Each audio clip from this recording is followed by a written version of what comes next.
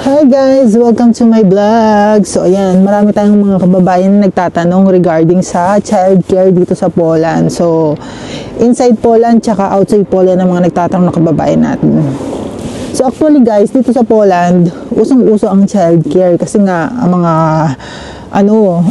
working mom ang mga nandito. So, parang kukunti lang yung mga talagang nag-i-stay sa bahay para alagaan yung mga anak nila. So, normal na sa kanila yung ganong sistema, kalakaran na talagang nagtatrabaho yung mga mami. So, ang ginagawa nila is pinapaalaga nila sa childcare yung mga anak nila, which is may bayad at merong minimal lang ang bayad.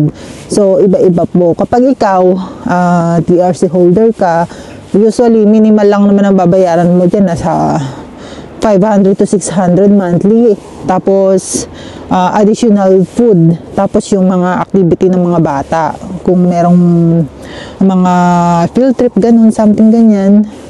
So, kapag ikaw naman, wala kang TRC or nakaprocess pa yung TRC mo, hindi ka mako-covered nun. Kaya magbabayad ka ng pool. Actually, nasa nasa 2,500 something ganyan.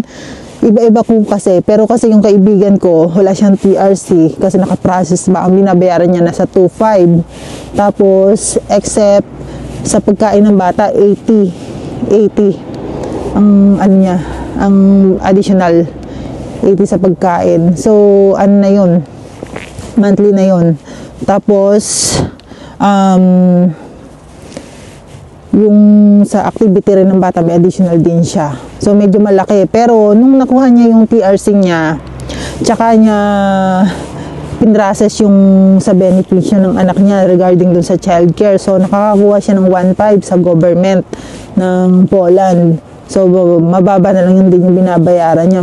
Na lang, nasa 1,500 or sabihin na natin nasa 1,000 yung binabayaran niya. Kasi hindi niya na pwedeng ilipat yung anak niya sa Warsaw siya actually. So, kung kayo, may mga baby kayo dito sa Poland at gusto niyo magtrabaho, pwede nyo naman silang dalhin sa childcare. Actually naman, maganda naman yung yung sistema nila dito sa pag-aalaga ng bata. So, meron naman inspection yan. So, kaya makakasigurado kayo na safe yung mga anak nyo.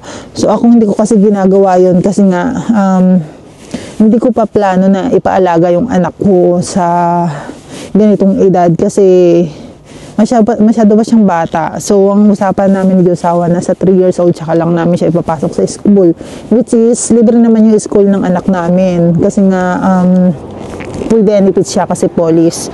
So, kindergarten. So, actually, ang babayaran na lang siguro namin doon yung mga activity niya, ganun.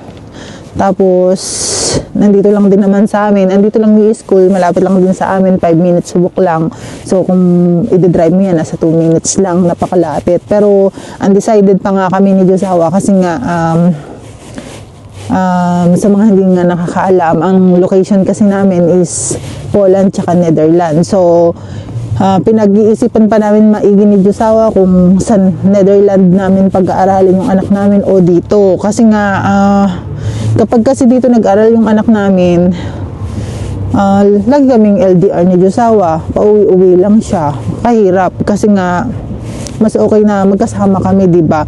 Kaso ang inaalala namin, yung anak namin is kailangan niyang matuto ng Polish language kasi nga yung family ni Josawa hindi naman halos nag-i-English yun. Tsaka mas maigi na rin na kapag nakakahalubilo siya ng mga bata dito is natututo siya makipag-usap through Polish. Actually, ang preferred naman namin language ng anak namin is Polish English. So, may international school naman dito which is libre lang din naman. Doon namin ipapasok ng anak namin. Kaya nga lang kapag sa Netherlands, hindi siya matututo ng Polish. Ang matutunan niya doon, Dutch at saka English lang. So, pinag-iisipan namin maigi yan. So, kung kayo guys, ang gusto nyong ipasok sa childcare yung anak nyo, i-assess nyo naman yan yung school. Tingnan nyo maigi. Tapos, i-interview din naman kayo doon regarding dun sa pagpapasok nyo ng anak nyo sa childcare. Tapos, minsan kasi ang teacher ang nag-decide kung saan mo ipapasok yung anak mo, kung sa bilingual ba or sa full police kasi merong mga school na hindi tumatanggap ng ng hindi nakakaintindi ng police yung magulang. So pag ganun guys, hahanap ka ng ibang school sa bilingual na school. Dun tatanggapin yung anak mo kapag usually foreign, ganyan. So madali lang naman kasi nga ang taas din ng standard nila pagdating kumbaga hindi naman ang taas ang standard, kumbaga maganda yung standard nila as in yung sa pagdawing nila yung pag-aalaga ng bata dito. So kaya huwag kayong mag-worry kung kayo magpapa-child care kayo sa mga anak nyo para makapagtrabaho kayo dito ng maayos sa Poland. Alam nyo ba guys, may share ko lang. Ito kasi funny to something funny. Yung kaibigan ko, nag-aaral yung anak niya sa isang kindergarten sa Warsaw. So, meron ding isang doon, isang Pinay na yung anak niya is same school ng anak niya. Tapos, kasi ang mga Polish kasing mga bata, yan, kumbaga, sila, disiplinado, alam nyo ba yun? Kumbaga, hindi sila galawgaw or magaslaw. Hindi ba kapag mga anak ng mga Pilipino, usually as masayahin, laro ng laro, maingay, yung ganun kasi bata nga. Pero kasi pag mga anak ng Polish talaga, behave talaga sila, ganun ang mga anak ng Polish as in. Kasi nga, sa observation ko rin talaga dito, ganun yung mga bata dito sa Poland. As in talaga, kahit sa simbahan, dinadala yung mga anak nila. Hindi umiiyak, as in. Napakadisiplinado nila. Tapos yung anak nga ng Pinay na yun, siyempre gagagaling niya sa trabaho, tapos susunduin niya yung anak niya. Tapos bigla siyang kinausap ng teacher. Kasi nga yung anak niya, talon daw ng talon. Ang ingay-ingay. Tapos laging nagtitipto. Siyempre alam naman natin ang kapag nagtitipto, meron yan sintomas ng, autism. Which is, pag madalas na ginagawa yon, sign ng autism yon. Pero pag hindi naman, parang siguro naglalaro lang yung bata. Yung time na yon, yung bata naglalaro lang daw, sabi naman ng kaibigan ko. Tapos sinabi daw ng teacher na ihanap daw ng doktor yung anak. Para daw ma-check up, para daw kasing may sign ng autism. So parang nagalit yung nanay. Siyempre yung nanay pagod na pagod, tapos ganun yung sasabihin ng teacher. So na parang sinasabi niya na may autism yung anak niya, which is wala naman daw talaga. Talagang maligalig lang yung anak or makulit, masaya. So siguro na-compare ng teacher doon sa isang anak ng kaibigan ko, na yung anak kasi ng kaibigan ko is behave yun. Pag sinabing tahimik lang, kasi yung isang anak ng Pilipina ay napakakulit. So nagwala daw yung nanay sa galit. So siyempre, ikaw ba naman, pagod na pagod ka, tapos ganun na sasabihin sa'yo ng teacher. So kung kayo guys, para sa akin, kung ipapasok niyo yung mga anak niyo, mas maigi nating bawasan natin maging makulit. Kasi mapagkakamalang may autism ka, sobrang kulit daw. Tsaka actually guys, hindi lang naman din yan yung sa anak ng kakilala ng kaibigan ko. Meron din naman kasing case yung isang vlogger. May vlogger din kasi dito sa Poland na yung anak niya din is nasabihan ng teacher ng anak niya na may autism nga daw, which is yung anak niya naman kasi is nananakit. So ibang case nga yun. So pag gano'n kasi nga ang bata nananakit, baka nga talagang merong problema yung bata sa behavior.